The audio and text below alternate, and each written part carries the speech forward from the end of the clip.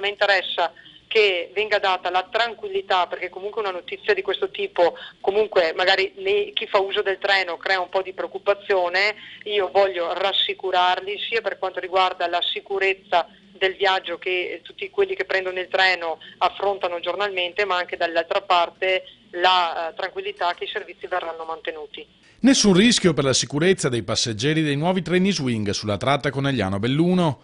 Dopo la notizia del difetto di fabbricazione che ha portato al ritiro di alcuni dei convogli di questo tipo dalle ferrovie di tutta Europa, dalla giunta regionale arrivano le spiegazioni. Si tratta di difetti ai carrelli che non riguardano tutti i treni, spiega l'assessore ai trasporti Elisa De Berti. Al momento non sappiamo se i treni in dotazione alla regione abbiano questi problemi. Qualcuno ha parlato di deragliamento eccedendo in quelli che sono le possibili conseguenze che può comportare questo difetto del carrello. Non c'è nessun pericolo di deragliamento, Trenitalia farà il controllo, ovvio che per poter fare il controllo i treni dovranno essere rimossi dal servizio. I controlli dovrebbero impiegare circa 2 o 3 settimane.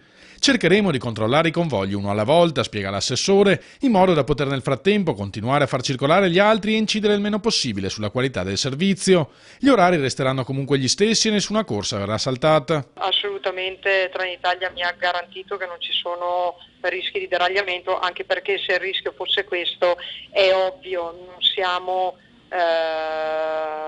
degli sprovveduti, i treni sarebbero stati tolti immediatamente dal servizio.